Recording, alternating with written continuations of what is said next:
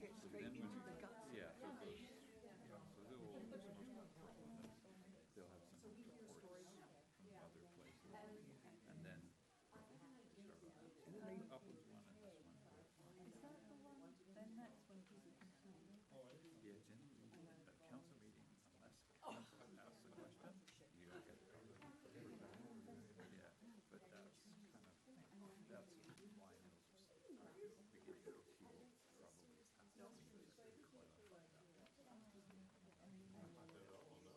that's sort of set up.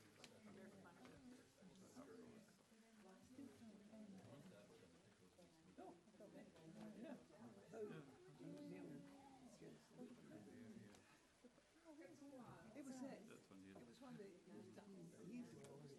And so I just give it to him. Badges there. And I just said, look, this one is nice. And I was going,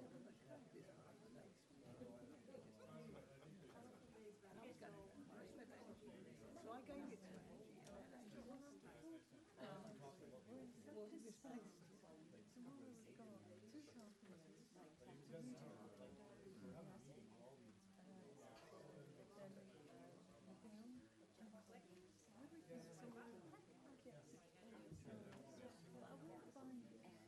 No, I know how the turmoil goes. I moved my mom this last week.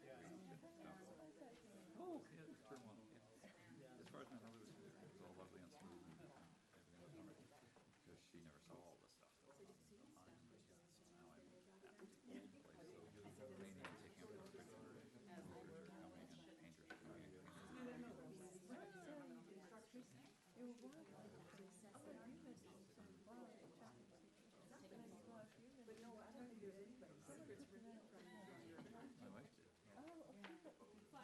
about breakfast and they had a nice leisurely breakfast and then went to the new place and it was all done. Done in 2.5 hours.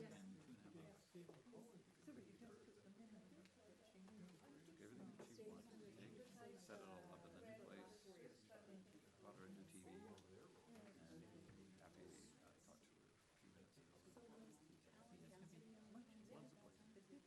Loves the place.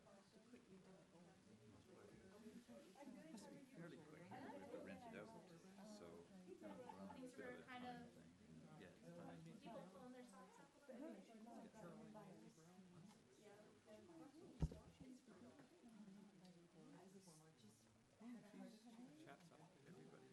They go on trips. If she has to go to the doctor, they take her.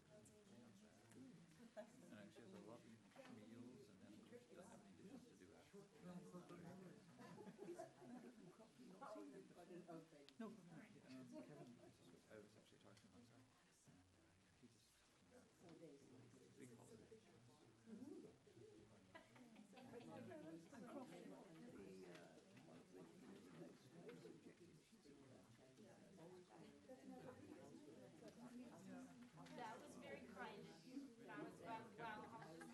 You ready to all rise?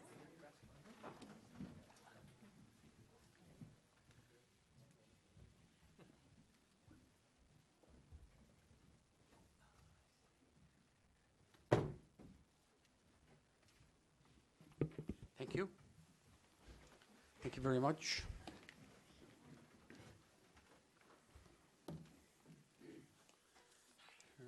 Welcome, everybody, to our regular meeting of council.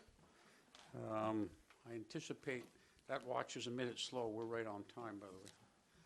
I was going to say I anticipate Councillor Zelka arriving, and there he is. Councillor Braithwaite is not joining us. She is literally in Death Valley. Not just when I mentioned that to someone a little while ago, they thought I was being metaphorical, but no, she's camping there. So we have an amended agenda before us. I don't think we need to approve the agenda. We have our standard acknowledgement that we're on the traditional territories of the Coast and Straits Salish Nations, and we have that in our agenda all the time. So call the meeting to order, and we'll start with the minutes of the And reports, number 1 is our council minutes of March 27th for approval. Move for acceptance. Second. Thank you. Discussions, changes, deletions? No? Okay. Call the question. All in favor? Opposed? None opposed. I'm going to make a few remarks, and then I'm going to talk about what we have before us here. Let me just... my first remark is to acknowledge that we had a nice letter from the Honorable Judith Guichon, who's our Lieutenant Governor, and thanking us for the invitation we extended and that she accepted to the Mayor's Caucus banquet. And she addressed her thanks to myself and council members. And she felt we also gave her the Centennial book, which she was grateful for, and as well as a beautifully crafted First Nations walking stick that we had a local artist make especially for her. So she was very grateful and expressed thanks for there. We had a letter that was also addressed to Mayor and Council from a retiring member of our Parks and Recreation Commission, again thanking us for the opportunity to serve, but she really is a paragraph I wanted to just draw people's attention to where she says, and this is Alison Davis, that the community is a wonderful place to live and raise kids, and it's thanks in great part to the caring, bright, professional staff and community and members like yourselves, and address that to us. We also wanted to report a number of us, 3 of us, myself, Councillor Kirby and Councillor Zelka, were able to attend our association meeting in Campbell River.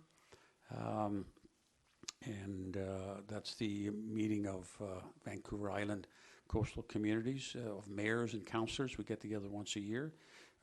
Campbell River were wonderful hosts. It's a beautiful community. But it was windy and cold, but that could not be placed at the feet of the mayor because the reception and that we got from him and other Campbell Riverans was absolutely warm. What I wanted just to report out on, though, is the one emotion that comes out of there, and it's a learning experience for us all, but we had a very good session on derelict boats, and we heard from our Member of Parliament who's bringing a private member's bill forward and talking, which requires a turn-in program where people can actually return their vessels and improve boat registration with fees that then can be reserved and banked for cleanups, and then essentially supporting product stewardship, because a lot of people buy these new fiberglass boats, and at the end of the life of the fiberglass boat, there's no place to take it or recycle it. That's unfortunate. We, in fact, I've met with the Ministry of Environment provincially to point that out to her and ask for a program. She also brought us up to date that of an action plan that's been proposed by the Liberal government in November to create a significant amount of money for funds to clean up derelict boats. And I can say on behalf of Oak Bay, I worked with the Mayor of Victoria to bring forward a motion which was passed by the gathered mayors and councillors, which in essence endorses the government's approach to amend the Shipping Act in order to develop a national strategy for abandoned vessels, and that's something that would go a long way to assisting us here with the environmental issues that are caused by derelict boats. So now, I'm just going to go over here and talk about that.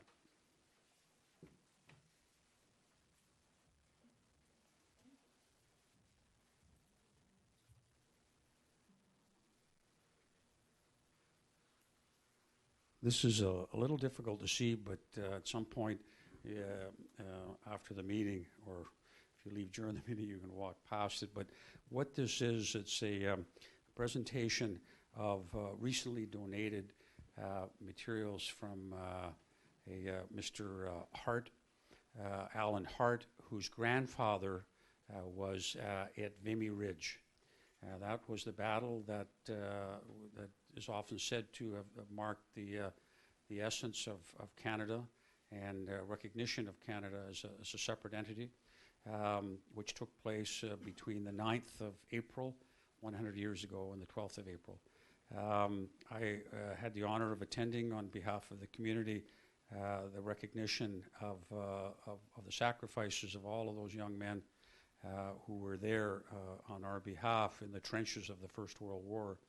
There was some 24,000 troops there, and I understand the figure of about 7,000 were killed over that very short period of time. But we did something as Canadians that the British, and the French had not been able to achieve in the many months and, in fact, years prior to that, but of course at a very high cost to young lives.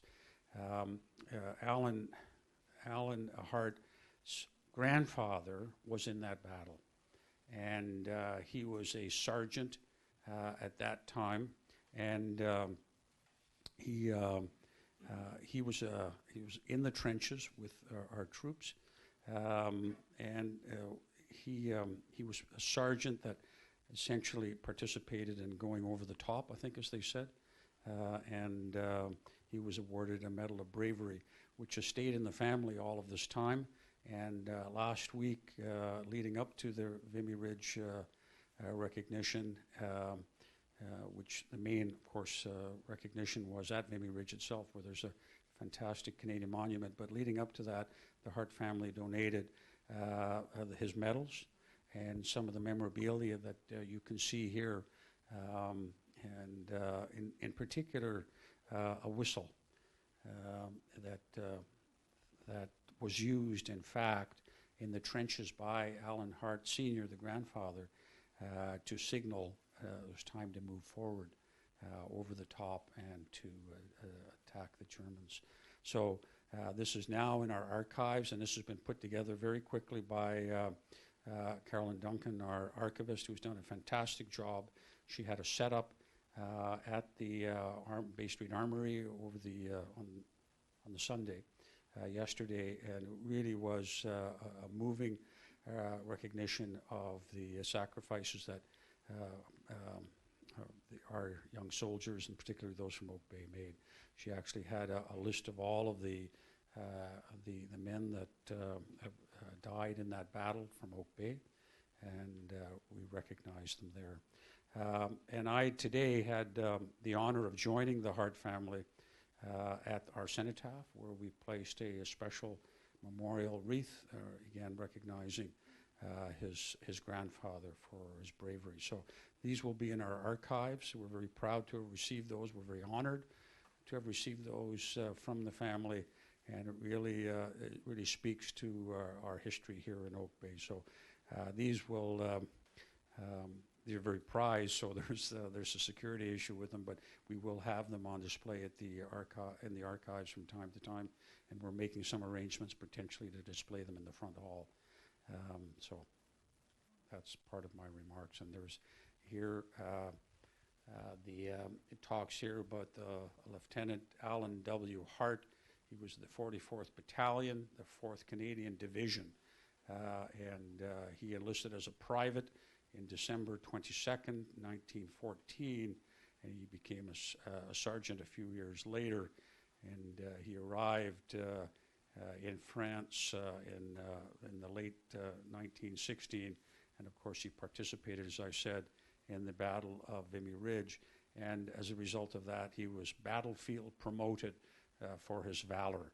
And you may have seen a little article in the Oak Bay News that Alan Hart, he had been interviewed by Pierre Burton for Pierre Burton's book Vimy, and he's quoted in there as to his recollections and observations on that fateful day.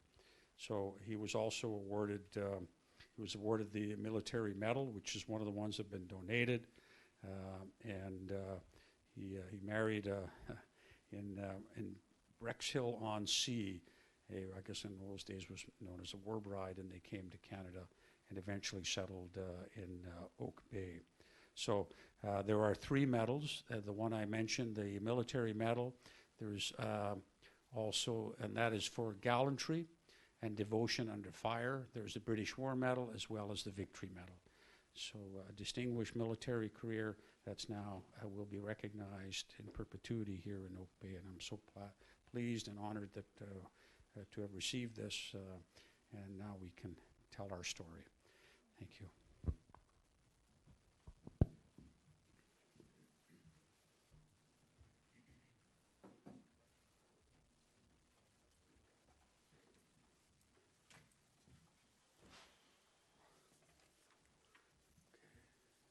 I think Ruth's just going to pass that to me. It's my timepiece. Thank you very much.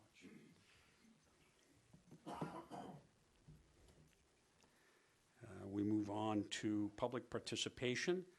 This is a period of 20 minutes when people can come forward and for up to 3 minutes talk about an issue that pertains to Oak Bay. We are live streamed, and so you will have the back of your head shown on camera. And we'd ask you to come forward and state your name and the municipality you live in. And also please put your name down on the piece of paper that's at the podium, so we make sure we get the spelling of your name right.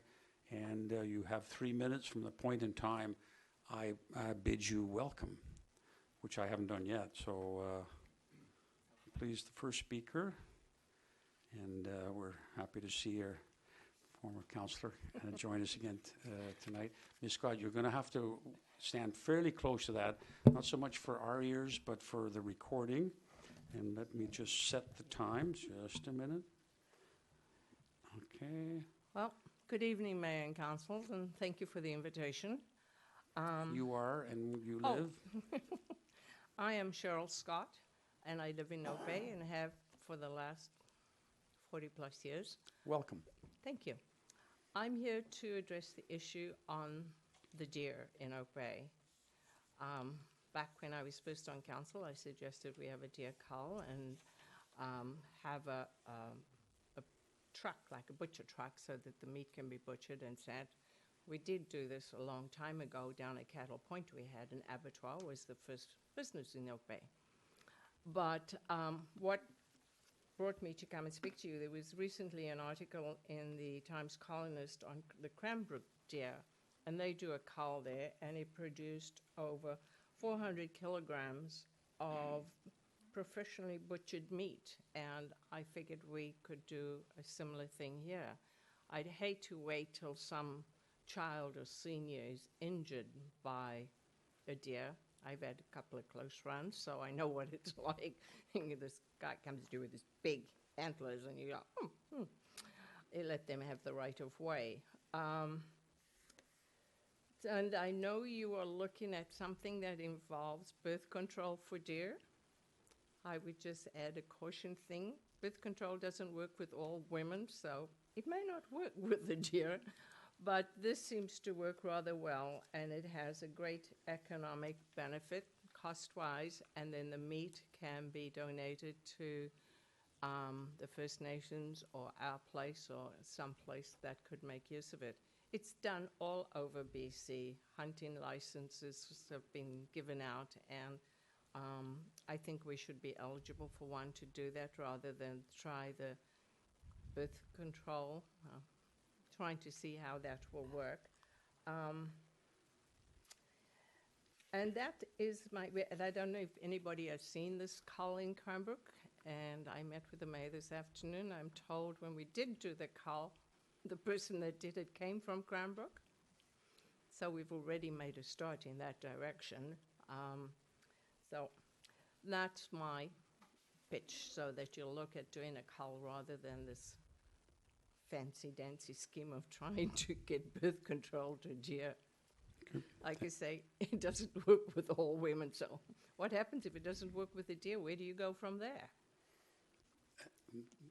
I take that as a rhetorical question, but I think I take it the answer is that we'll go to the next step, Okay, whatever the next step the council decides is. So thank you very much, Ms. Scott. Really appreciate you thank you. returning. So if you want to speak, you can come forward. Well, we're going to ask you to come to the microphone because it is being recorded. So if you ask a question there, they won't be able to hear you. Okay.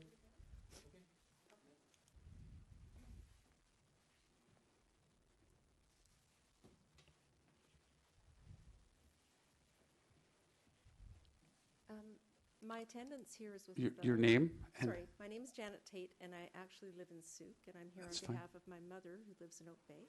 Okay, and welcome. Our question, thank you. Our question would be: there's a request for permit variance. Would this be the occasion to speak to that concern, or is that later in the proceedings? Okay. So this is the part of the development variance permit. Yeah, I should have mentioned that, and my notes actually tell me I should have mentioned that. So there will be an opportunity for those items that are development variance permit, which are a little later on, and Okay, I that's what will we call thought. upon the public. Thank So you. thank you for that. Thank you. Okay. Thank you. Anyone else wish to speak? All right. Thank you.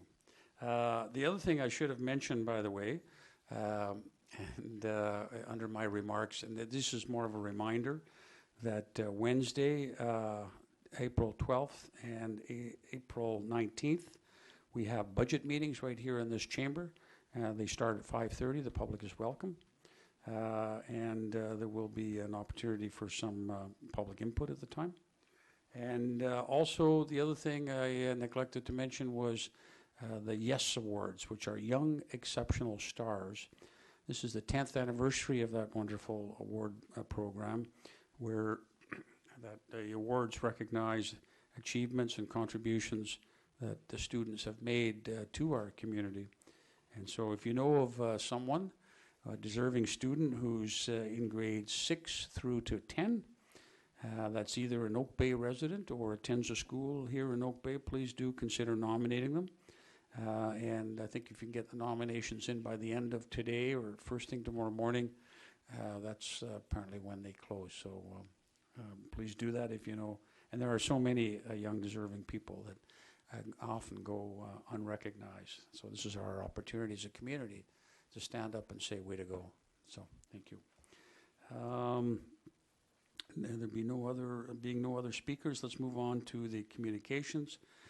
We have a note from our about our financial requests, which come under 5 and 6. We have a memo there from our Deputy Director of Corporate Services letting us know that there are 2 late requests that have come to us for grants. And one of them is the Oak Bay Tea Party, which we're going to hear from in a minute, and also the Oak Bay Sea Rescue Society. And we have correspondence from both of them they're requesting these grants.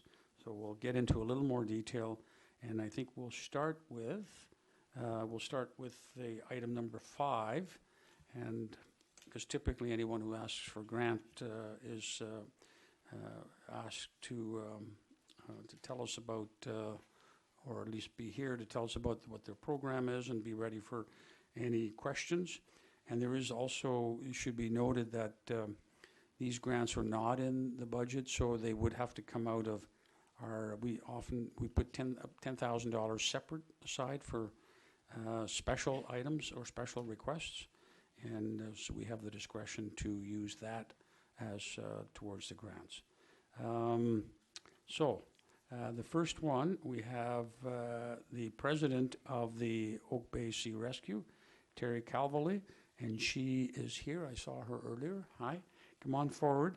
We have previously made a grant of $3,000 to the rescue group, and this year the request is for $2,300 approximately, I'm told.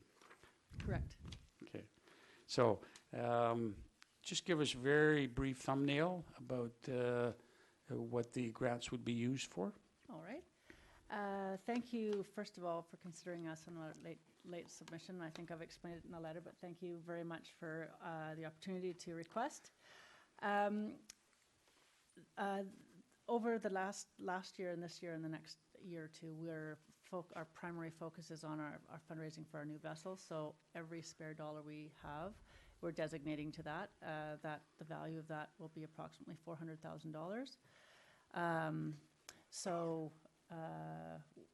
With this one, we're asking for some support for some extra lights, flashlights and spotlights for our night crews when they're out there. It's keeps them safe, keeps them off the rocks. Just it's pretty self-explanatory for that piece. And when we're working with on water, we have to have specialized equipment. It's not necessarily something we can pick up from MEC. We have sort of some standards that we have to go with. Typically what we're looking for is something that is marine grade, lasts longer, that sort of thing. So these items in our covering letter, there's 3 items there. Okay. We've given the prices that were the quotes that we were given, knowing that money's come to us in the summertime after tax season. These prices may change, they may fluctuate up or down. And when we request funds, we always ask for nonprofit pricing so as to make sure that our dollars go as far as they can. And the 4th item is for roll-up banners, just sort of the advertising, not advertising for us, but I guess it is. We've had these on our plate for a few years. They've just sort of fallen off the back burner due to other things that have come up. We had an expensive year with engine failures and whatnot last year. So these ones, this is a rough guess. From our last submission, they may well be higher than $300 each. Again, we always look for 2 or 3 quotes or whatever we can get and go with the best price, also with nonprofit pricing if they'll allow it.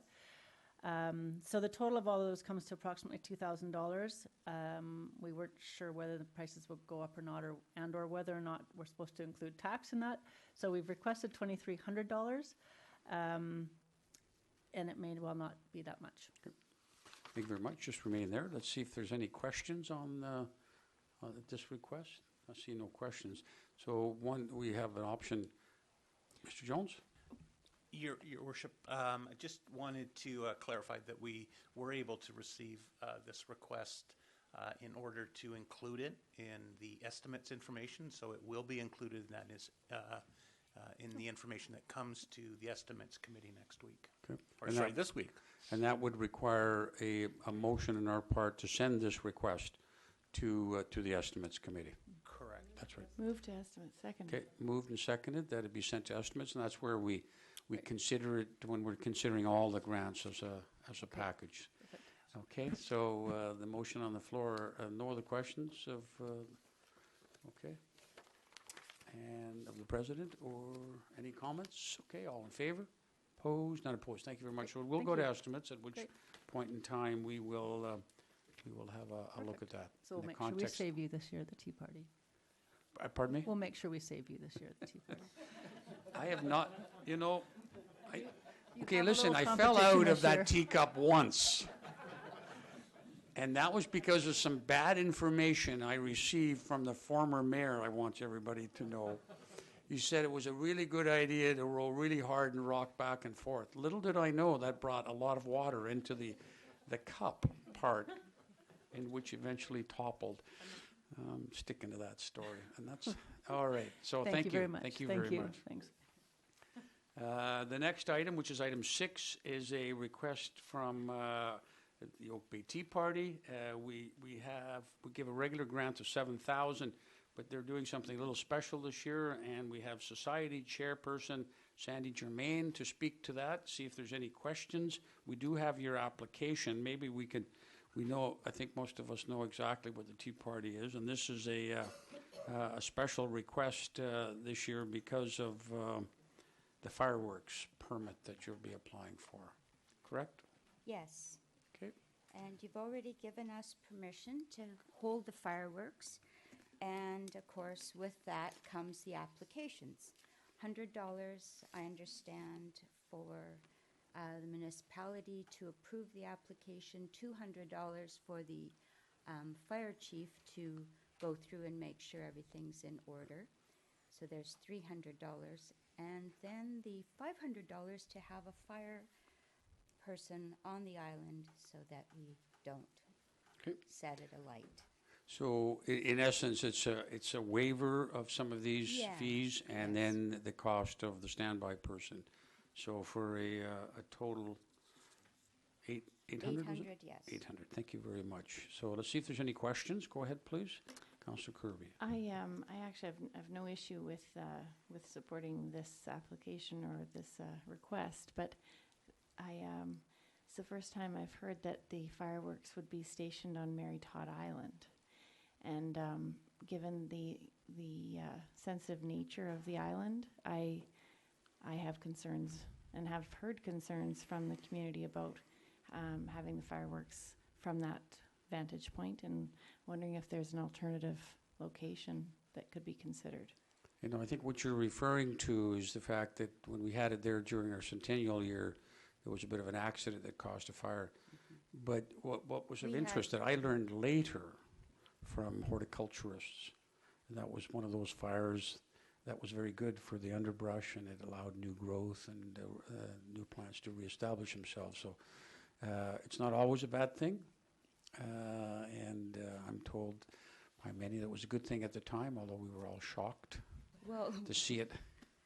yeah, I was part of the Centennial Committee as well, and I was out taking pictures of the fireworks. Right. And of course, I called Bill, who was in Oak Bay Marina, and said, I think the island's on fire. And he said, yeah, goodbye. And he hung up on me because he thought I was pulling his leg. Oh, yeah. But I had heard that they used to do it actually on a fairly regular basis to control. We had our fireworks on there in 2012 with no incident. And what we did before that I was told, is that they did hose down the areas where they're going to be situate, and that's my understanding is what they do now. Okay. Yeah. Thank you. It allays some of my concerns, but I did hear from somebody who's a caretaker of the island and looking after the native plant species, of which there are many rare and unique species, that he was very concerned that the fireworks would be taking place there. So I'll pass on that message. So there are safety measures in Yes, place, Ms. that's Germain. yeah. Okay. Yeah, Any other that's my questions from Ms. understanding. Germain?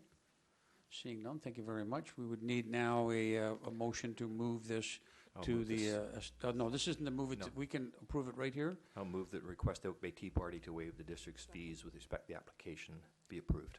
Okay. Moved, seconded, discussion, all in favor, opposed, none opposed. Thank you very much. Thank you.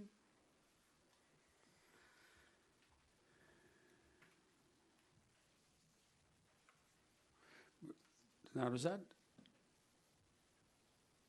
so that motion then includes the $500 charge to have firefighters standby on the island? Your Worship, if I could speak to that? Yes, please, Fire Chief. We'll be working with the applicant to put a plan in place so that we don't have to have fire services on the island at the time.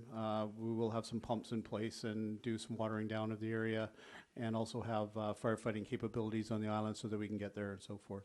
Okay, so that waiver may not be necessary. Yeah, we'll be fine with it. Okay, thank you very much.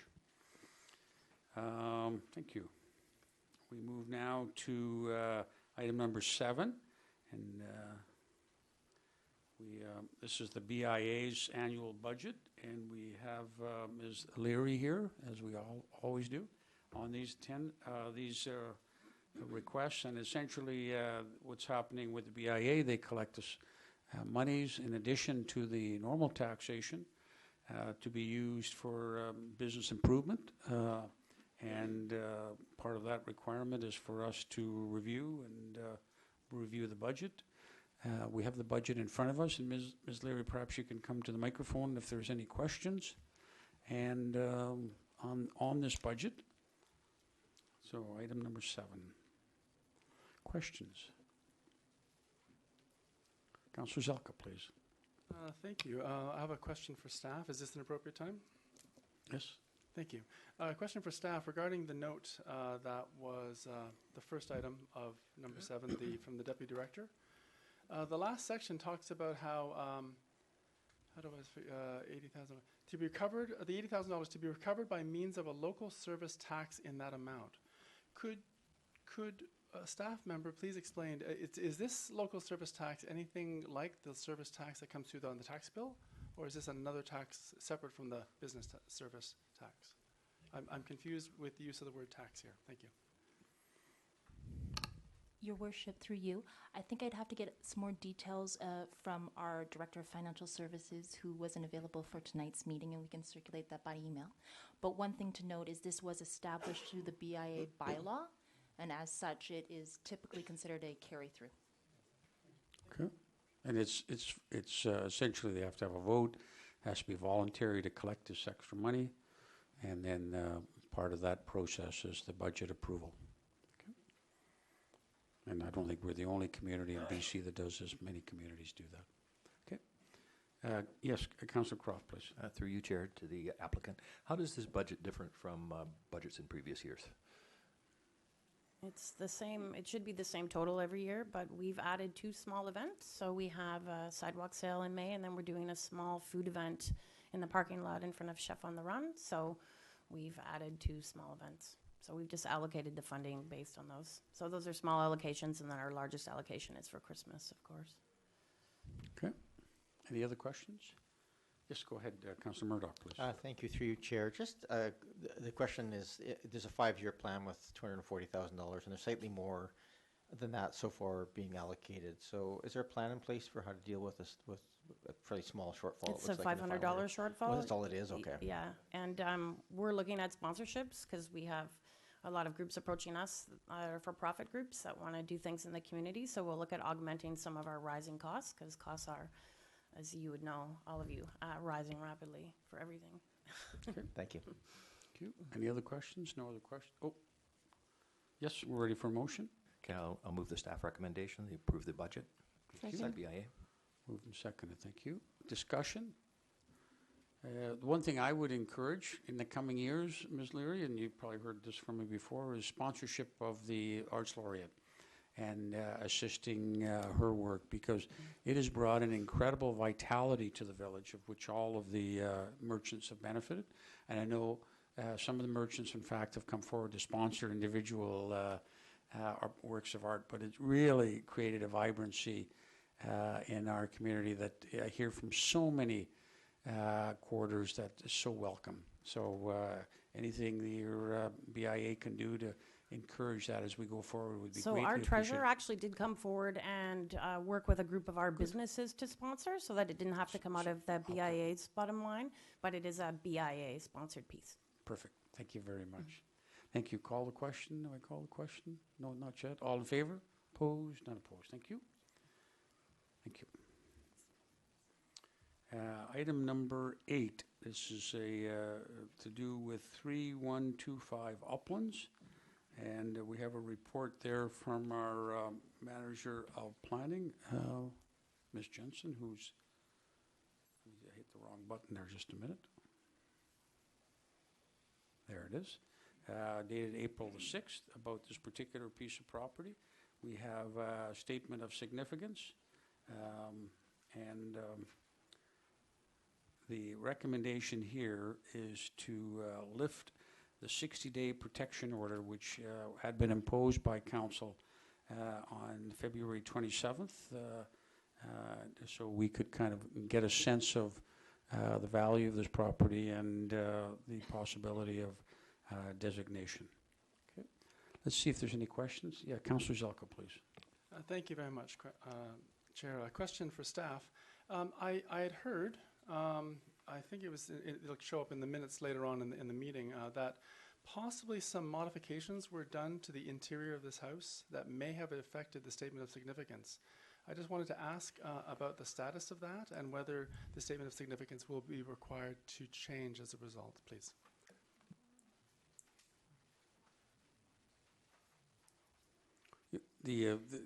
Just so we understand that this house had not been designated before and did not have a protection of those items, is that correct? Right. That's correct. The property is currently on the Heritage Register. It is not designated by bylaw. So the applicants had come forward with an application for development variance permit and upland siting and design, which you'll see later on in your agenda.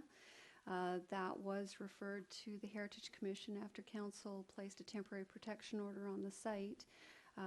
Staff since learned that they had undertaken some interior renovations prior to being issued a building permit that we were not aware that they had undertaken, so we referred it back to the Heritage Commission for their consideration of the interior renovations.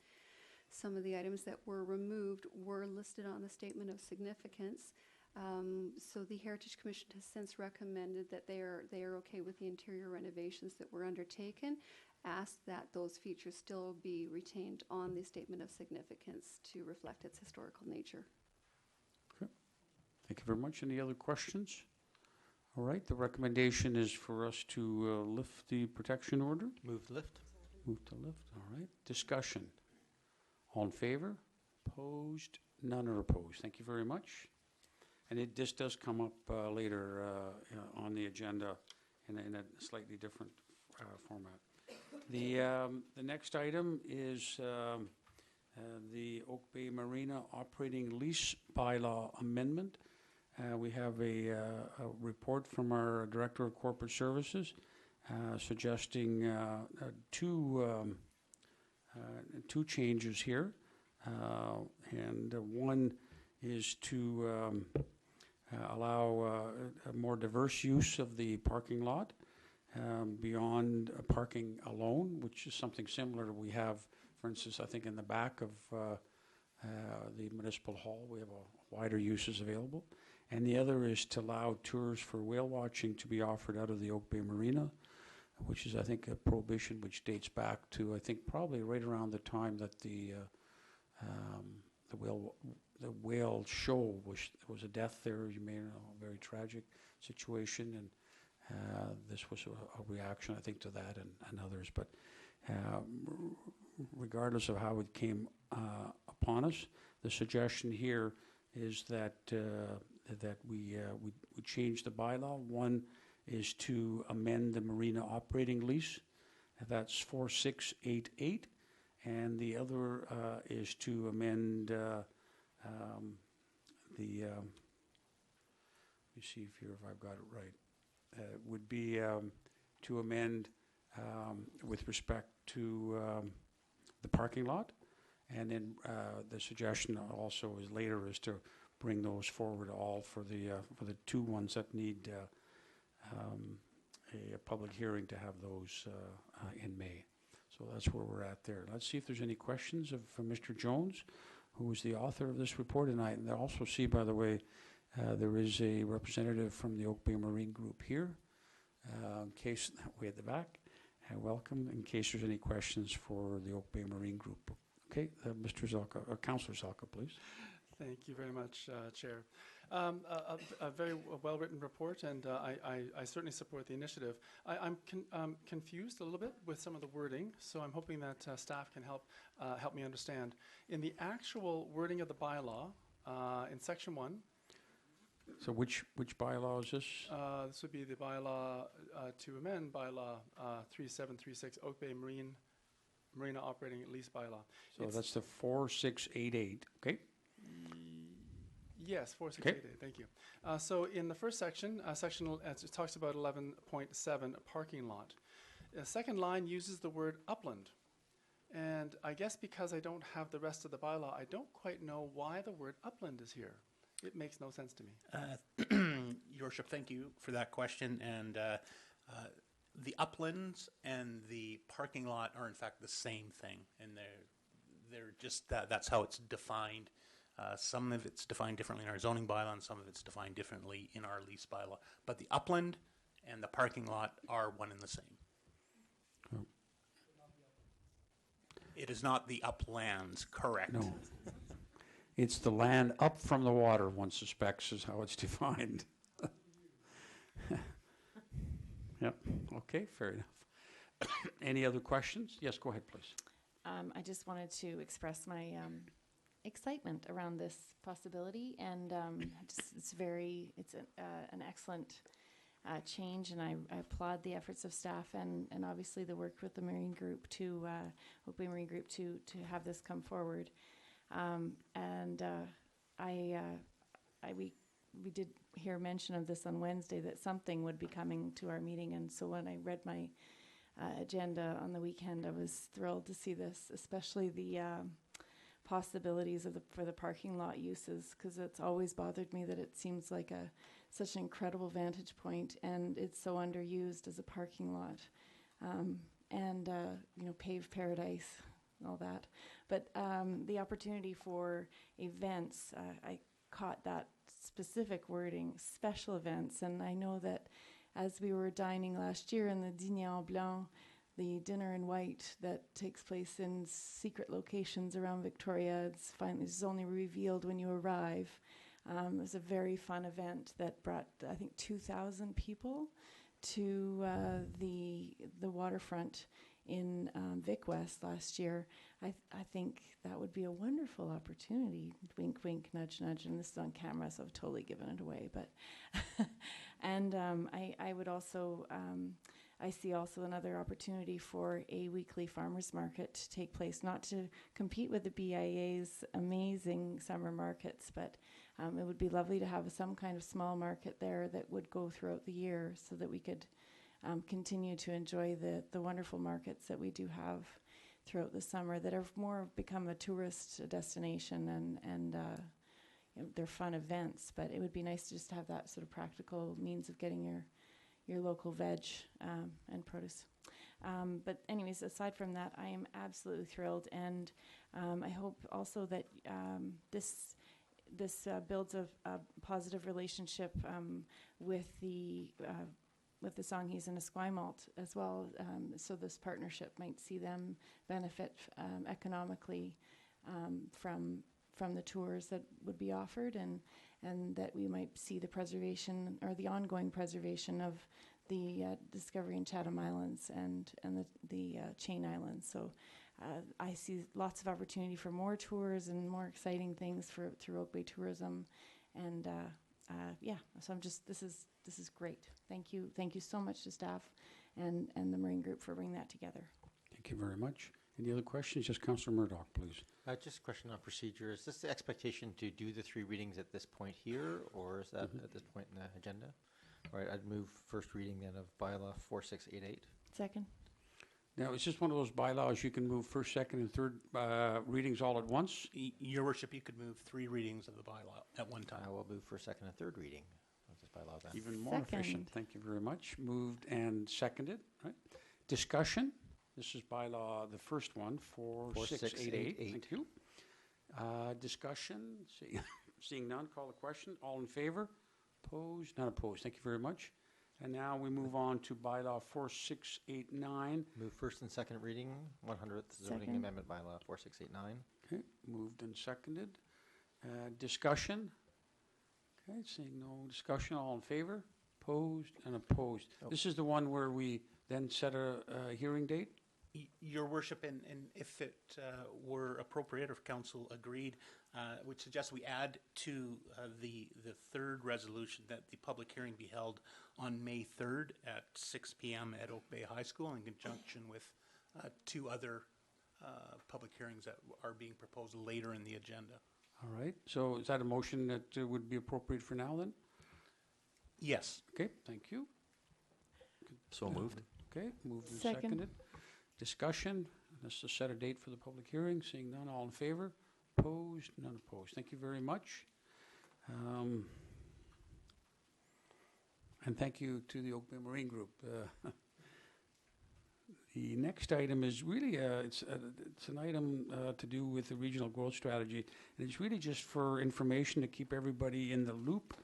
I got we have the letter from Mr. Lapham advising us of Minister Fassbender's decision.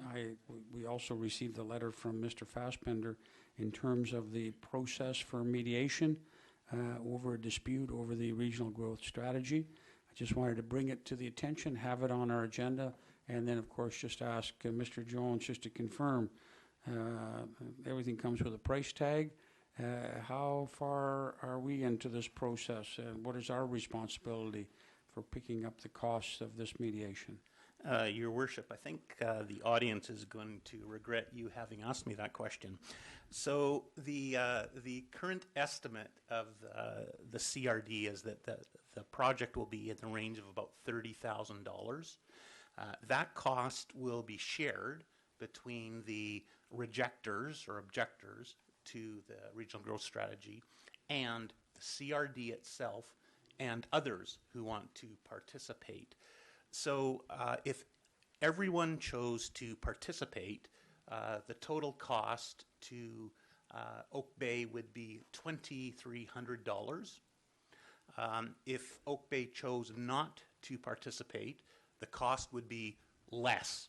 And I can't tell you how much less because it depends on how many of the other municipal members choose to participate. And it goes like this. So each member municipality that chooses to participate, in fact, will lower the cost of the rest of the CRD cost. So I know that sounds very complicated. So the maximum we would pay would be $2,300. But at the end of the day, we will pay something because the CRD itself will pay to participate in the process. So I can try to respond, and hopefully I can be clear because I know it's very complicated. But we, in terms of our participation, that essentially allows us a voice. But in any event, is that how it works? If you participate, you would be an active member in the mediation process. Okay. If you chose not to, the CRD itself would be a member, but Oak Bay would not be a separate entity participating in the mediation. Because we have not objected to this. That's correct. And we've allowed CRD to carry the ball. And so unless we want to do something beyond having CRD to carry the ball, which creates the lowest cost for us, I suggest we just, at this point, receive the information. Move receipt. Second. Okay. Moved and seconded. Discussion? All in favor? Opposed? Not opposed. So we will be watching from the sidelines and wishing them all well. Thank you. The next item is the advisory design panel, and we have their minutes of the 7th of March for receipt, please. Move receipt. Seconded. Okay, moving second. Discussion, any questions? All in favor? Opposed? Not opposed? Similarly, in item number 12, this time the Advisory Planning Commission's minutes of the 7th of March for receipt. The one we just did? On this one? Okay, so let's just get this on the table first of all. Someone move receipt, please. Seconded. Moved and seconded. Now, questions? Go ahead, Councillor Zelko. Thank you. I just would love a clarification, I presume from staff. Item 2, where they talk about adoption of the minutes. There's quite a long paragraph in there talking about how minutes had to be modified. This has to do, for those who aren't familiar with this item, we had the chair of the Advisory Planning Commission present a report to us,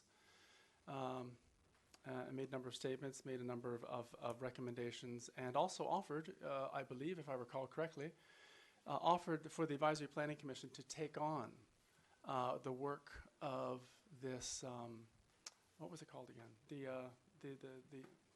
The housing strategy. Thank you very much. And a number of us seemed very grateful for that offer. However, this paragraph indicates that the chair was speaking not for the commission. And while this is not a notice of censure, it does make it fairly clear that the chair was essentially speaking for herself and did not represent the commission. And I believe around that same time there was a resignation. Is it possible to get, please, some clarification from staff as to what is the status of this housing strategy that we all thought they were going to do? In fact, some of us used that as a basis for agreeing to bring secondary suites forward. I'm just wondering how this rises in the context of minutes. of a Yes, commission. I don't understand what this means. What, you don't understand what paragraph 2 means? Yes, what does paragraph 2 mean, please? Um, What is the effect of paragraph 2? Okay. What effect will it have on staff actions, if any? Go ahead, Mr. Jones, please. Thank you, Your Worship. So I'm not going to interpret what members of the committee might be thinking. I was at the meeting. From a kind of a procedural perspective, there were recommendations that came forward from the Advisory Planning Commission to Council, suggesting that there were a number of activities that Council might want to consider doing. And that was at the request of Council that they prepared that information. Council has since considered that information and has referred 2 of those recommendations from the Advisory Planning Commission to the Estimates Committee. And Council will have seen that if you've had an opportunity in your Estimates Committee binder. Those 2 items are there for your consideration at Estimates. Chair? Yes, go ahead. In regards to the minutes. Yes, with regards to the minutes, and the net effect of what this says in the minutes. If I understand correctly, what got those items on the actual agenda for us to move forward was based on the chair of the Advisory Planning Commission indicating that they would be doing certain actions. And this paragraph tells me that those actions will not be done, or I believe it will not be done. That's why I'm asking for clarification with respect to the housing strategy that I understood when I reviewed the videotape that many here around the table used as a basis for agreeing to bring secondary suites and other infill aspects forward. So that's why I wanted to ask, what does this mean then with respect to, do we have this basis based on something that was then changed? I don't understand. First of all, these are approved minutes of the committee? Okay. Okay, and do you understand the question, Mr. Jones? I think so. So there were resolutions coming from the Advisory Planning Commission that were presented to Council, and those were recommendations that came from the Advisory Planning Commission. The chair of the commission came and presented those to Council, but they were recommendations of the commission, and Council considered those over a variety of times, actually. And from, I guess, a practical perspective, 2 of those recommendations now are in front of Council for consideration at the Estimates Committee meetings. Okay. A final supplemental, if I may, please. Okay, go ahead, please.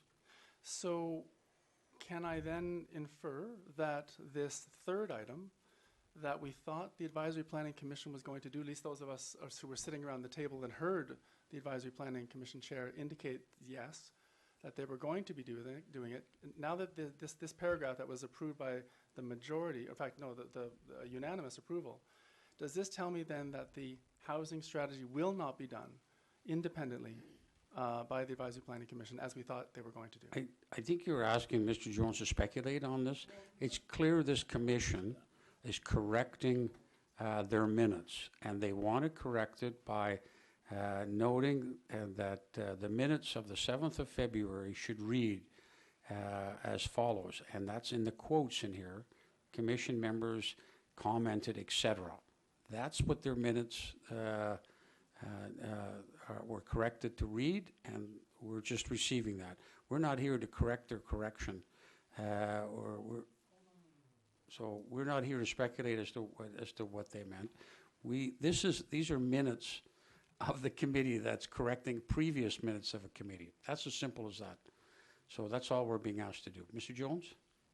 Your Worship, the Advisory Planning Commission will not, on its own, undertake a housing strategy. They were recommending to Council that they should consider doing a number of activities, and it would be up to Council to decide what activities it may choose to pursue, or it may choose to ask the Advisory Planning Commission to assist it in accomplishing. But the Commission itself will not be moving forward with the housing strategy.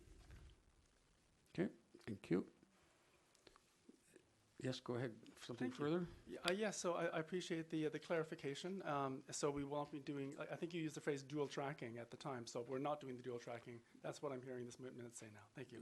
No, what we're doing now is we're approving minutes of a commission. Nothing more, nothing less. Any substantive decision by this council will come at estimates or other times.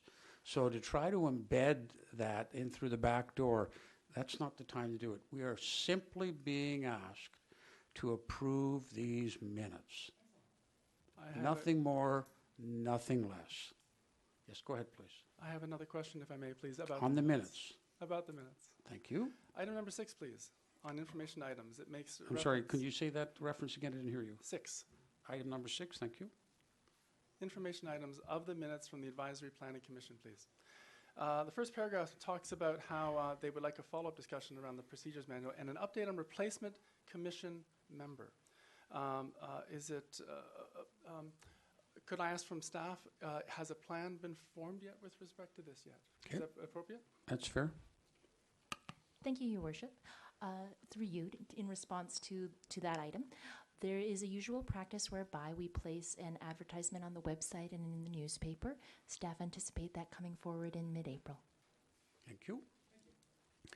Nothing else? I think I'm going to call the minutes. The motion on the minutes, not the minutes on the motion. Okay, all in favor of receiving? Against? No one's against. Thank you very much.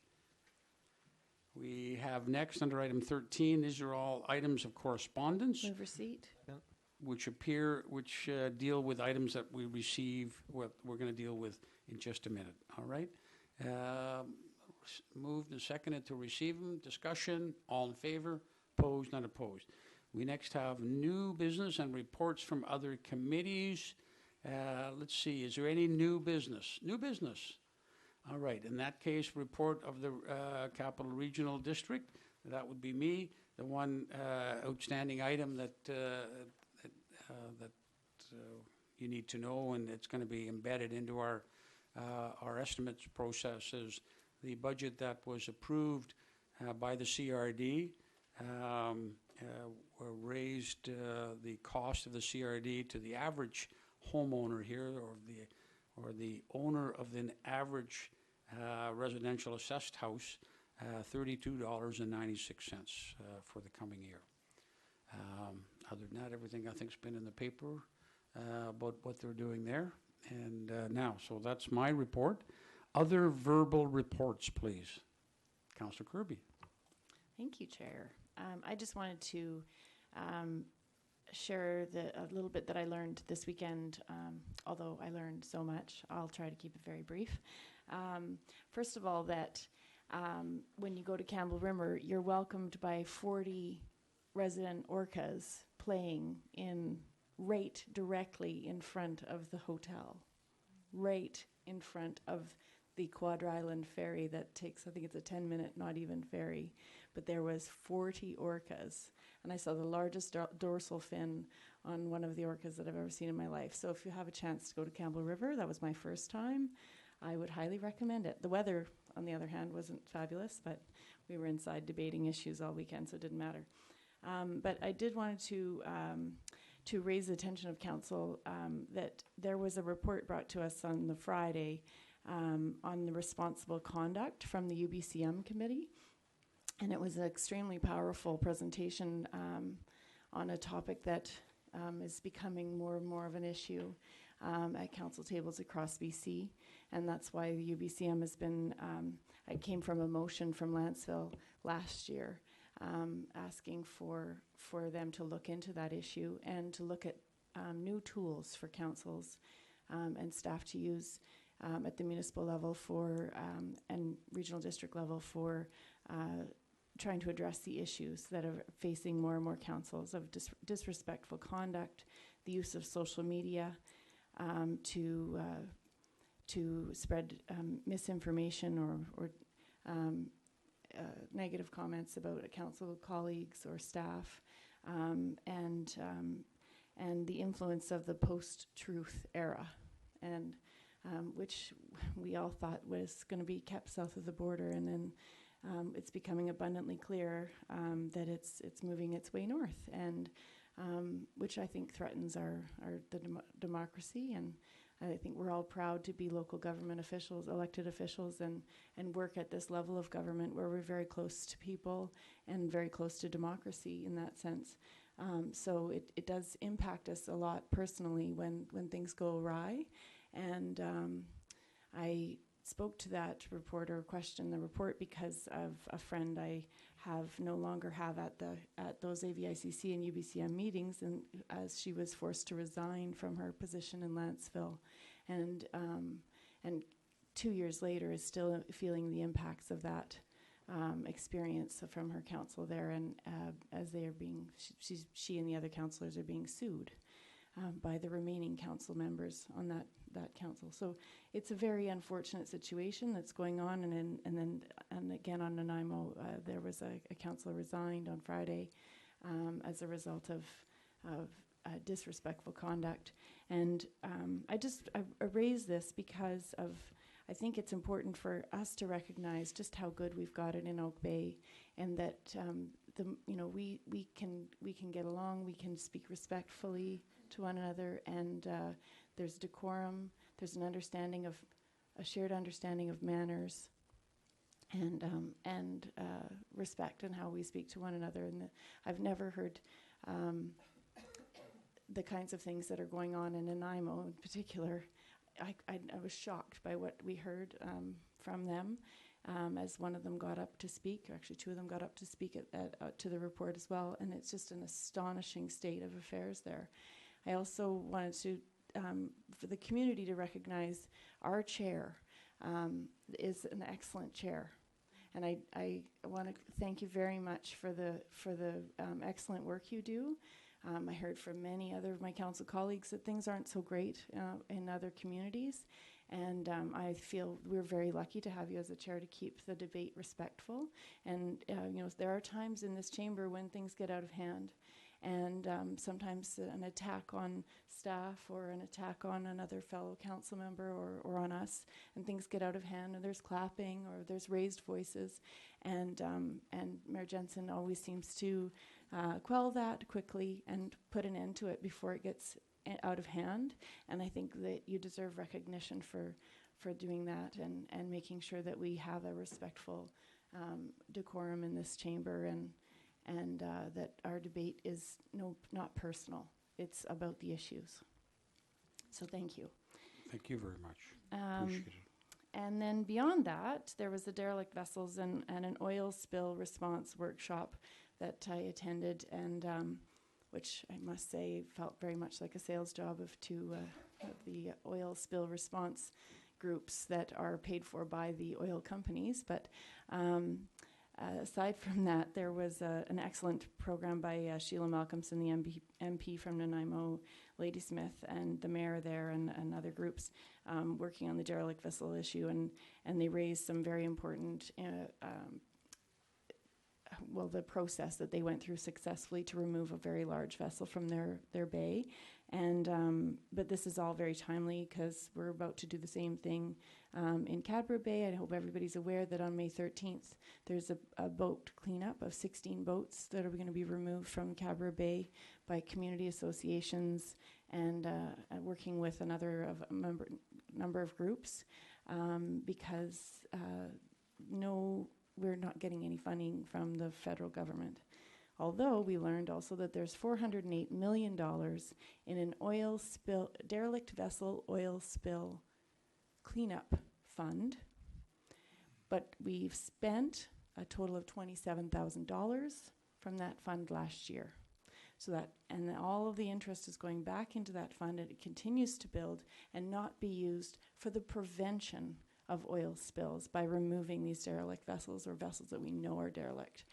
So I hope that my council colleagues will support efforts to put pressure on the Minister Marc Garneau of Transport Canada to change that legislation and improve how that money flows out and encourage the removal of derelict vessels before they become an oil spill and damage the home we appreciate so much. So those are my 2 bits from AVICC, and yeah, thank you. Thank you very much. I just want to make a comment on your first comment. I think we've been very fortunate here in Oak Bay and having the kind of councils that I've been involved in now. This is my 7th council, and by and large, we've been very respectful, treating each other in a friendly, open way and dealing with the issues. So I've certainly been proud, and not to put too fine a point on it, but one of the things I often think about, and it's very apropos, we have this display up here, that these young men died for democracy. And I think there's a direct line between what they were doing and what we need to do to now cherish and nurture that democracy. And the best way I think we can live their ideals for democracy is to do what we do here, and that is consider the best interests of our community at all times.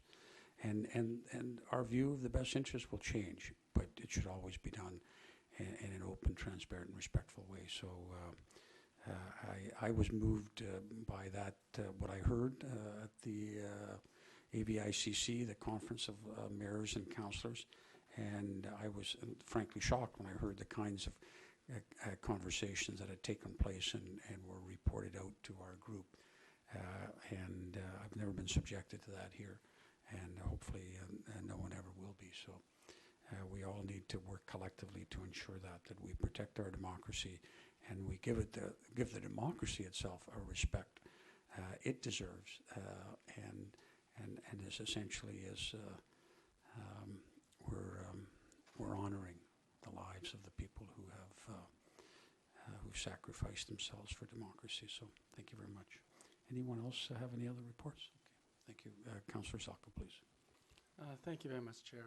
At AVICC, I had a chance to attend with quite interest the Island Corridors Foundation meeting to find out about the reawakening of the rail line connecting Victoria up Island along the spine of Vancouver Island, and it's fascinating the amount of work that they're doing to bring that back to life, back to fruition.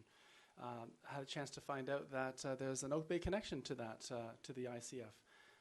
Chris Costin was explaining to me how here in Oak Bay was the actual founding of the ICF, apparently over some libations, and that is the group, the charity that actually received all of the assets when of the rail line itself. So.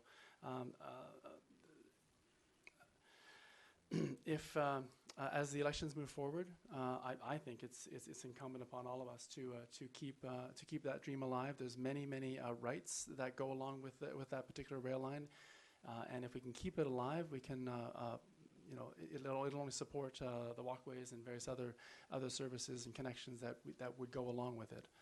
There is some concerns that if we let it go, that the whole concept of the baby with the bathwater, we would lose more than we would know.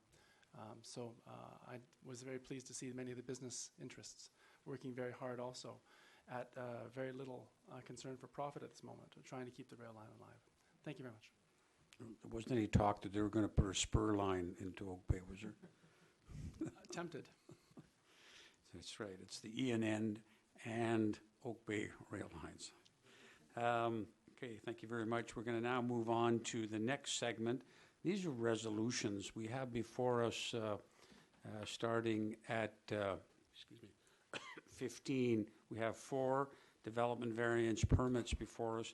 In the old days, we used to go out and we used to have a couple of meetings, and we've streamlined the process where we don't start with the lifting motion anymore. We get right into it with the motion with respect to the item, and then at each of these I'll call upon the applicant to answer any questions. I'll see if members of the public wish to address us, and at which point we bring it back to council and have our discussion.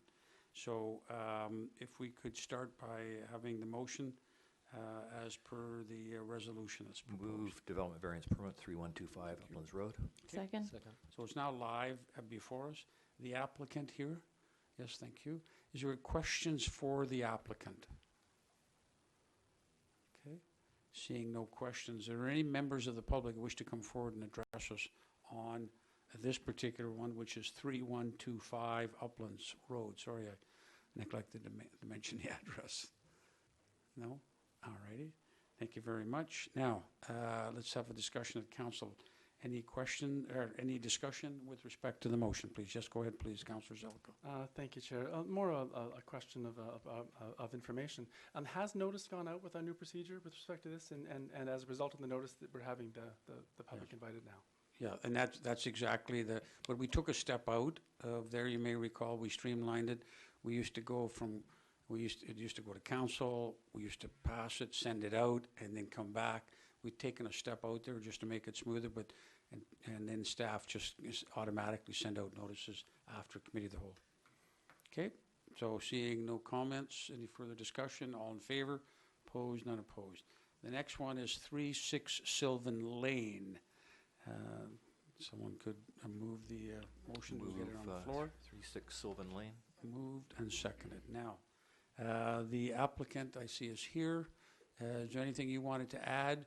I know there was a letter that I saw with respect to an issue of turning interference, and I'm wondering if you can address that. That'd certainly be helpful for my understanding. Yeah, I did have Name? the opportunity, and as Name? Sorry, it's Nigel. I know who you are, Nigel. Yeah, it's Nigel Beattie. Sorry. Okay. And yeah, I did have an opportunity to look. We received, there's 3 letters on the agenda, 2 in favor and 1 that has some comments. And I just wanted to sort of add one thing. The letter in question talks about of course, the narrowness of Sylvan Lane, which it certainly is. And it has some wide spots and some narrow spots. But just to make it very clear, the paved portion of Sylvan Lane kind of floats around through the right-of-way there. So the garage that we're looking at constructing at the property line, that property line is still between 17 and 18 feet away from the actual paved portion. So there's quite a large boulevard there. And so if, as had been mentioned in the letter, if there is, some interest in widening a few portions of Sylvan Lane, which there are a few portions that it's possible in between trees and rocks and boulders and things, there is room to widen there. An average, of course, width of a parking spot's about 8.5 feet. So in theory, you could widen it another 8.5 feet, have room for a parking spot, and still have another 9 feet before the property line and before the garage itself. Okay. Does that help at all? That certainly helps my understanding. Okay. And is part of that boulevard paved now? None of the boulevard is paved. Okay. It's all just grass, plants, trees, etc., which have been modified slightly with the help of the Parks Department. Okay. Thank you very much. Any questions for Mr. Beattie? Yes, go ahead, please, Councillor Murdoch. Thank you. And this may have been asked at the committee of the whole, but I wasn't here for that meeting. So on the plans, it's listed as new custom home. Is this a new custom home, or is this a garage going into an existing house? Yeah, it should say new custom garage, I guess. Okay. Yeah, it's a fairly simple, straightforward 2-car garage. Right, adjacent to an existing house where you're fitting it in between the house and the... Exactly, yeah. Trying to leave a bit of a space between the garage and the house for movement. Yeah. Fair, thank you. And what it looked like from the plans was that the driveway length, which is there right now, is being largely left intact. You're adding a garage onto the end of that space, so there'll be parking space in front of the garage as well as the garage itself. Is that correct? That's correct. The part of there's quite a large paved area even after the construction of the garage. A very large car could park on that paved section, still be well off of Sylvan Lane. Okay, thank you. Yeah, that was the concerns raised by the neighbors, so I just wanted to clarify in my mind what that was. Thank you. Yeah, thank you. Thank you very much. No other questions from council? Next, I'm going to ask if there are any members of the public who wish to come forward and address us. Yes, please. Thank you.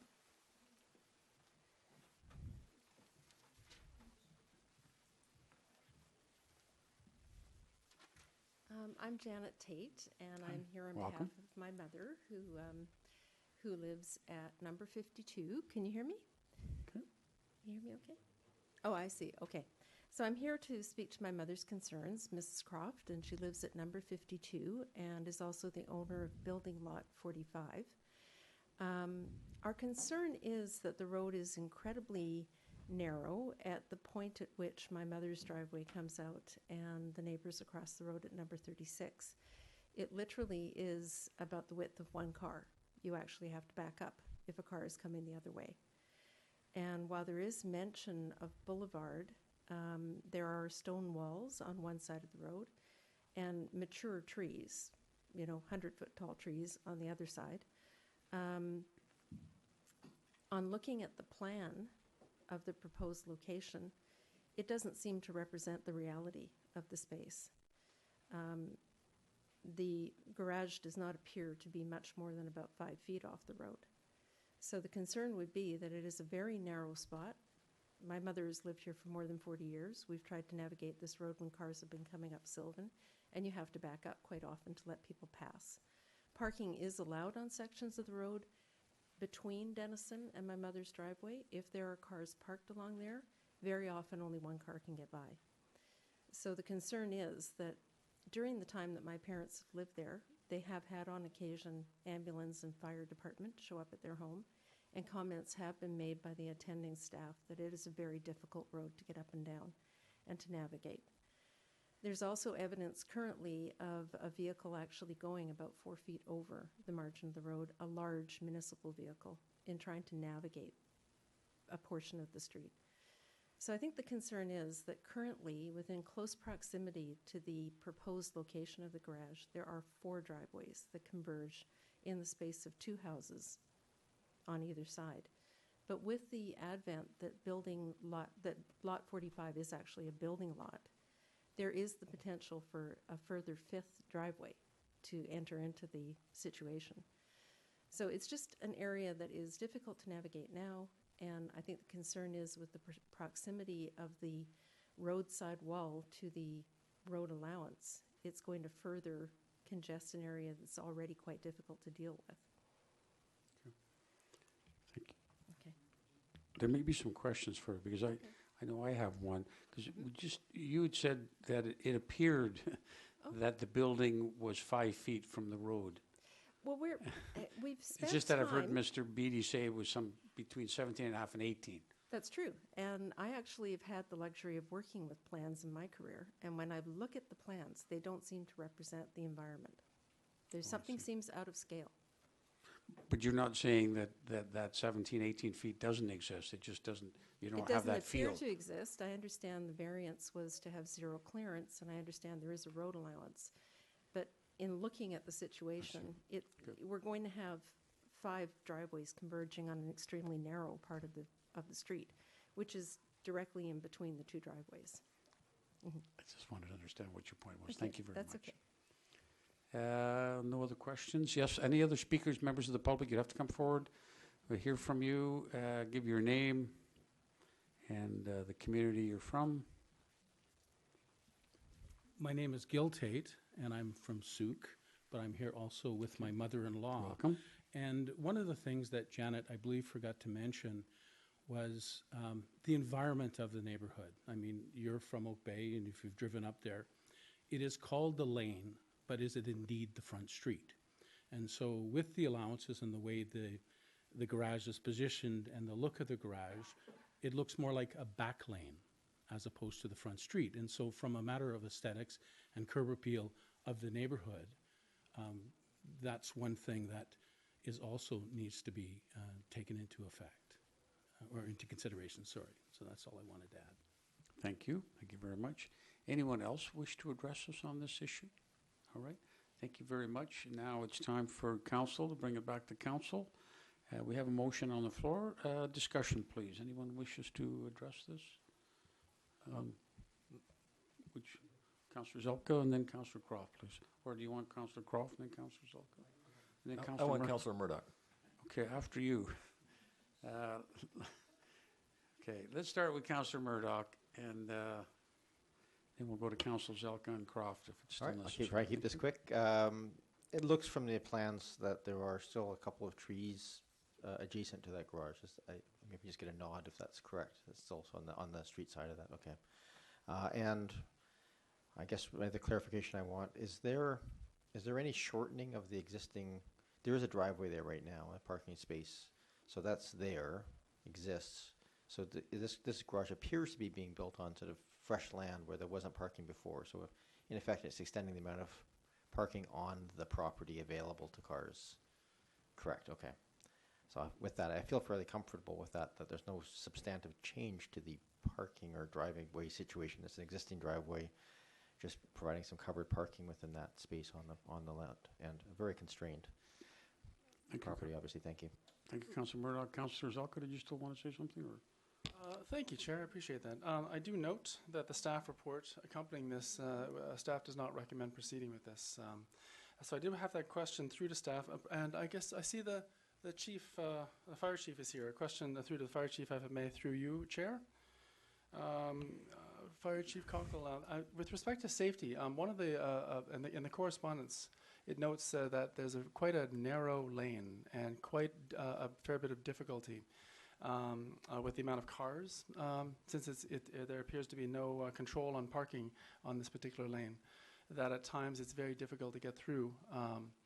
I know we've spent a fair bit of time in other developments, such as Yale near Byron, where we spent a lot of time trying to figure out whether the fire truck could get through, whether there's a turning circle, whether, with respect to, and asking the developers to make a number of changes just to accommodate the needs of those who keep us safe. So I wanted to ask, from your perspective, is there a safety concern here with this building being built, potentially being built at the property line, please? Thank you, Your Worship, and through the chair. From our perspective, we've had an opportunity to look at the property and look at Sylvan Lane. Certainly, we have operational responses to Denison. We go a specific way in order to get that. We try to avoid Sylvan as much as we can because it is such a narrow laneway. Certainly, we have concern with any building or infrastructure that's going to encroach an opportunity for us to, at some point in the future, be able to widen that if that's a possibility. But we fight just like other municipal staff, garbage and so forth, with our trucks going up and down that lane. So did I hear you say that you generally try to avoid Sylvan Lane, because why? We tend to not use Sylvan Lane as a direct access to Denison simply because it's not wide enough for our trucks, and we have people parked there. We can't depend on the fact that it's available to us. So we tend to go beach onto Denison and come over the top and hope for the best, get a view going down the bottom. Continuing questions for this might be for maybe buildings and inspections, or maybe public works, or, well, I don't know. We'll see who can possibly answer my next question. With respect to the width of Sylvan Lane, is this a normal road width, or is it a less than a normal road width? In terms of the basic question is there room for us to expand or widen this road, or this lane, excuse me, to be the width of an actual district road?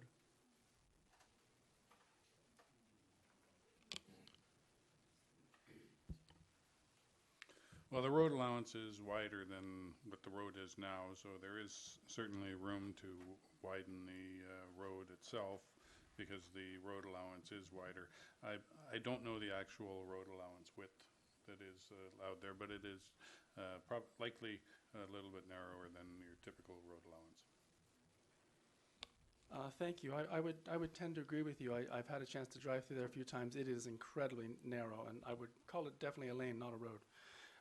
So the question then is, one of my worries, and I would just want to put that out there, is traveling through parts of Europe, sometimes you encounter some very interesting buildings that were built at the time maybe when there was a pathway or a track, and now there's a freeway in front of this pub or this house that basically is well into the road allowance, having cars going by at quite a clip. Now, I'm not saying this is going to be ever a freeway, But I do worry about that situation where we trying to get two cars potentially cross each other at a point where this road is eventually widened.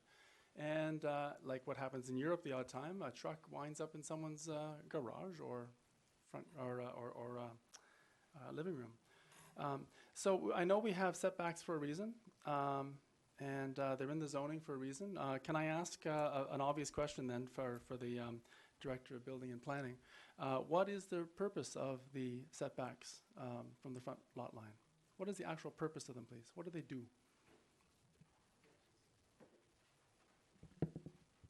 Well, I don't know that I can actually answer that. I mean, there's a number of things they do. They provide streetscape for the streets. They provide a buffer between the road and any buildings. Let's see.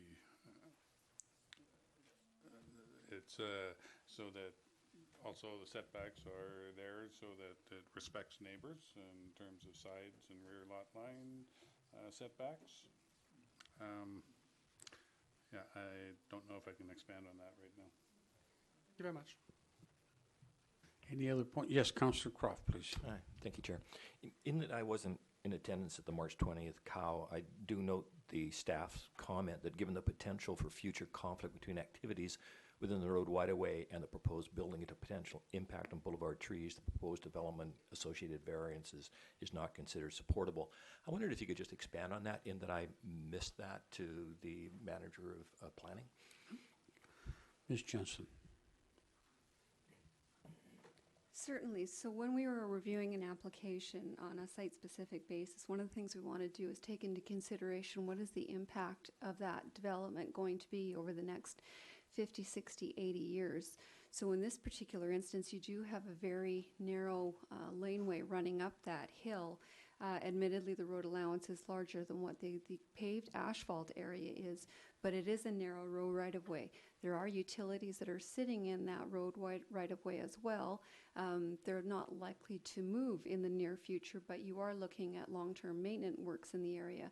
So when you end up placing buildings that are sitting at zero lot line, you increase the risk and liability of maintenance work undertaken in the roadway that potentially then becomes in conflict with the building that's sitting there.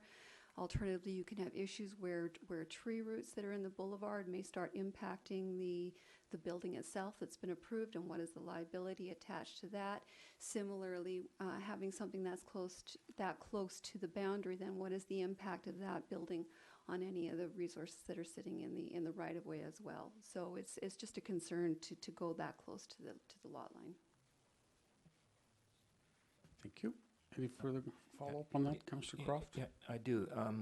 I note that Mr. and Mrs. Tate both commented on the or is this the fifth driveway that would be entering onto that area of Sylvan Lane? Could you comment on that, provide some additional information, because it's hard to tell from the plan that we have where these driveways would be and where they would be impacted by.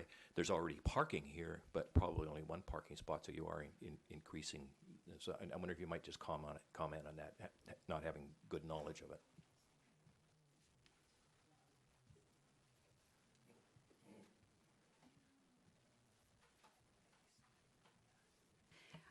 If you take a look in the staff report, there's an aerial photo that's provided on page 3. The subject property itself, the driveway comes out at a diagonal coming off of the front of the building. That's a similar pattern that you see with the homes on either side of that building. The building that's right across the street similarly comes out just west of that driveway that's existing for the subject property. There is currently a vacant lot, as the speaker mentioned previously, just west of that building on the south side of Sylvan Lane, that through subdivision or through building would probably come out very close to the corner of the house on the north side of the street, west of the subject property. So they are in relatively close proximity to each other. Okay, thank you. Thank you. Councillor Ney, please. Thank you. Yeah, through you, Chair, back to staff. Ms. Jensen, I mean, this may be a better question for the applicant, but I mean, I'm finding myself agreeing with the concerns you're expressed in the staff report about the congestion, both around the future tree plantings and other infrastructure, not to mention the car traffic. And I'm just wondering, I mean, the siting seems to be problematic here, is essentially what you're suggesting. And I'm wondering, are there other siting possibilities on the property? I don't know if that's a fair question, but just because I haven't seen the topography and the layout here, is there another place here to put the dwelling? I don't know if Ms. Jensen can answer it, but I think maybe Mr. Beatty can answer it, because I think we heard at the committee of the whole that you look 3 ways to Sunday for, so to speak, for some other solution, and that seemed to be the main problem. Okay, Mr. Beatty, can you talk about other options and their viability? Yeah, thanks. And yeah, I appreciate that some people, or not everyone, was at the committee meeting. Yeah, we looked everywhere. There is the ability, because of the width of this lot, to put a second driveway on, but as we've heard, the second driveway would probably be a nightmare in that area. And additionally, if we were to put the second driveway on, it would be a very steep driveway, and it would knock out another rather substantial tree on the lower part of the property. So we tried to stay with the driveway that's there, and we did look at taking the existing driveway and going one way around the house or the other way around the house, and both of those solutions didn't work because of how steep it was. It's about a 8-foot drop almost as you come off the road and then go down. And so by the time you get a driveway in at even at a 15+% grade, the garage would end up about halfway back on the property, at which point the property drops off again. So we run into that issue. So we kind of tried to simplify it a bit and stay with the original driveway. There was a small building there before as well, which has been torn down. And then we, of course, were, trying to be respectful of the trees in the area, and you've seen the arborist reports to try and save those. So we managed to sort of fit it in so that there was still a bit of space between the house and the garage for access, and managed to not impinge on any of the trees, especially a large cedar tree that was there. And the services in this area on the road are all under the paved section, which is likely where they would stay, because as soon as you start to expand out, then that's going to be the end of the big tree that we're trying to save, actually. So that was our sort of discussion at committee, and I guess my side of the argument, which was that the services are probably, if they're going anywhere, they're going to be just simply redone under the paved portion. There is, as I say, there's a bit of room to do some work with the paved section there. It's one of sort of 2 or 3 spots along the lane where you might be able to do something. To widen the road all the way through would be a complete and absolute nightmare. It's nothing but you would be taking out gigantic trees, you'd be working through bedrock pieces, there's stone walls there that would have to be destroyed. It would be but I think, with a little careful work, a bit of pavement here, a bit of pavement there, you probably could improve things quite a bit. And what we're really trying to do here is to get some parking off the road and keep it onto people's property so that it's not on the road. I know every time I go there, I park on Beach Drive and I walk up. So it is a tough road, no question about it. Okay. Any follow-up there? Okay. Councillor Kirby, please. I heard mention just earlier that there was only parking for one spot off the road, but it was my impression. I just was looking at Google Earth, and I could see. I'm pretty sure it was the two cars parked off the street. Yeah, definitely. And then in the drawings, there's pictures of existing two spots, and those will remain, as well as 2 more spots inside the garage. That's right. We have a total of 4 spots. The driveway actually is wide enough now to put 2 cars side by side well off the road, and the garage would add 2 more Yeah, so there would be, if should there be visitors or an emergency vehicle or anything, that they could use that driveway to park rather than to block the lane? Yep. Okay, thank you. Councillor Croft, did you have anything else to add? Through you, Chair, and Mr. Beatty, if they were to build a one-car garage, would they require variances? Yes. They would still require variances. Okay, Yep. thank you. Okay. I think we're ready for the question. Councillor Zelka, do you have a third comment? Or second Thank you. comment? This question might be more for staff as opposed to the proponent. Is this a hardship issue, or is this truly a variance? So I just wanted to ask that question, or is it a judgment call? Because I've heard what sounded like it could be a hardship, but in which case, why is it here? Okay. And, the issue of hardship, I guess, does it have to be hardship? And I suppose it would be a judgment as to whether or not it was a hardship. Who can answer that? As a development variance permit that's in front of council, there is no requirement to show hardship. Okay. So if I may follow up the question then. I had a chance to walk the site, and I see that the site shown on the drawing will require, leveling and amelioration and leveling out and essentially building the site up to level it to make it suitable for two cars. But I do note in the south corner, as the crow flies, the south corner opposite the house, that site also could be built up and leveled out and provide lots of parking off-road. I don't understand why the other corner wasn't chosen here, because for me, this doesn't appear to be a hardship issue, but thank you. Thank you. No other questions? I personally feel that this is really the only viable solution that they have. It's a very unfortunate situation in terms of where it's located, but it's a historic anomaly, I suppose. Many of those houses are, given the size of the road, but you have to play the hand you're dealt with, and this is the best they can do, I think. Okay, I'm going to call a question. All in favor? Opposed? No.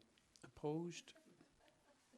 One opposed. Councillor Zelka opposed. Thank you very much. It passes. Thank you.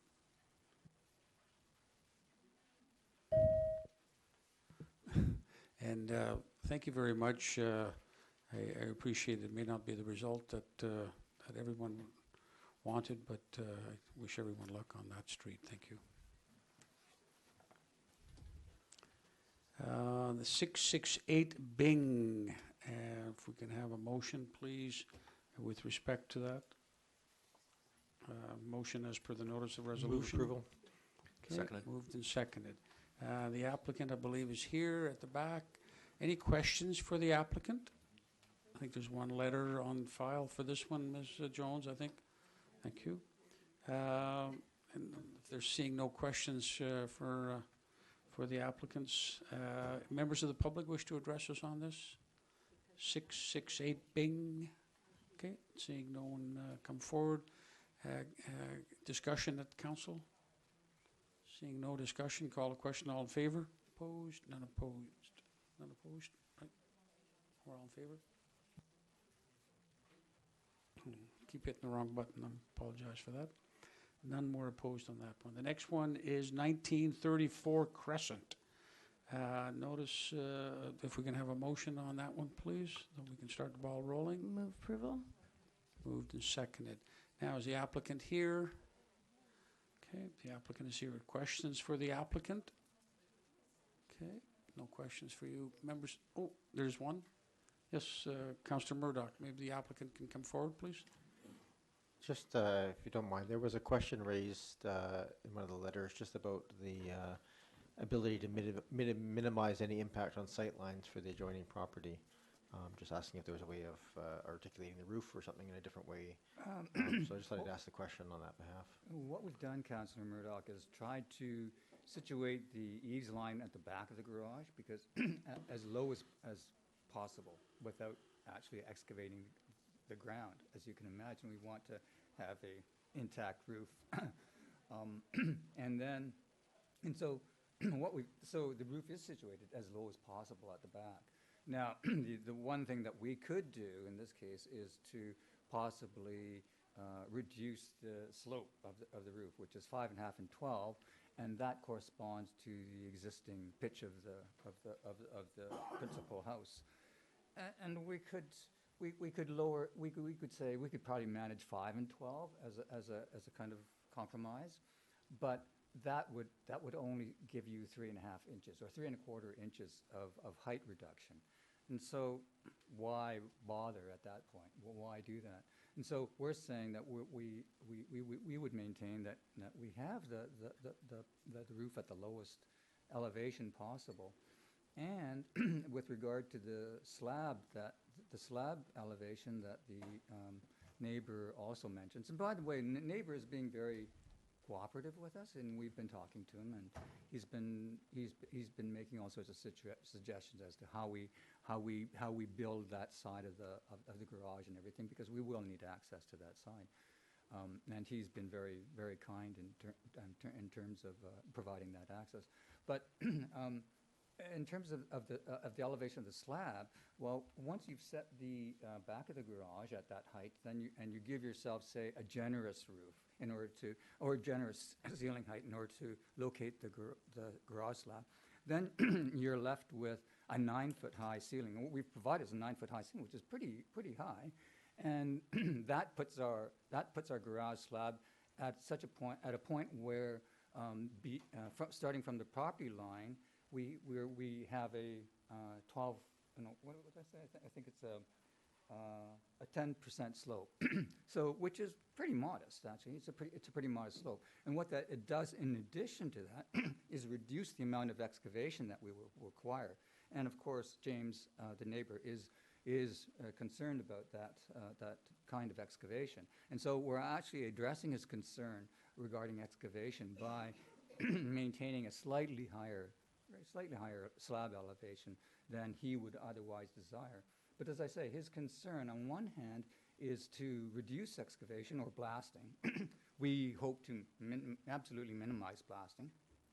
Bill is a geologist, so he seems to believe, he believes that the rock is fairly fractured on the surface anyways, and so it's possible, it may be possible to simply power hammer it away. The areas of rock that we need to reduce. So I think that we're almost, all the conditions, all the existing site conditions seem to suggest that we are where we not only need to be, but have to be. We just have to be at those elevations. It's very hard to reduce, to further reduce that elevations of the roof and the slab. Thank you very much. Okay. Thank you. Any other questions for the applicant before he sits down? Okay, thank you. Any member of the public wish to address us on this issue, 1934 Crescent Road? None? Okay. We have a motion in front of us, council. Discussion. Seeing no discussion, call the question. All in favor? Opposed? None opposed. Thank you very much. All the best for the project. Thank you. The bylaws. There is setting of, the first two are setting of a public hearing date. The first relates to the Cadborough Bay Road at Bowker Avenue. That's item 20 in our agenda. And a proposal here, and we've moved and seconded the motion to go to a public hearing. No, not to set a public hearing, but the next step is a public hearing. So it's come back to us now, and staff have tried what they could to get a public hearing date on May the 3rd. Now, so we would need a motion. Would move that a public hearing for both bylaw number 4680 and bylaw number 4686 could be accommodated on Wednesday, May 3rd, 2017 at 6 p.m. and that it be held at Oak Bay High School, Community Theatre at the Oak Bay High School. Okay, so that's combining that particular application with the other one relating to the bike use. Bike rental use, is that the right bylaw? Have I got? Yes, 4686, okay. It's moved and seconded. Discussion. Okay, Councillor Murdoch, please. This is a question through you to staff, probably Mr. Jones in this case. There was a requirement, I know, or discussion that we would have off-site service agreements and so forth in place prior to the public hearing. Is that all falling into steps that this date works, that those will all be in place for us, for council prior to that meeting?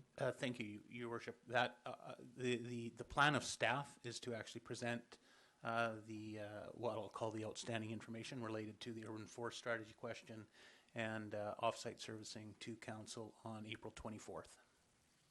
Okay, thank you. And just for my I apologize.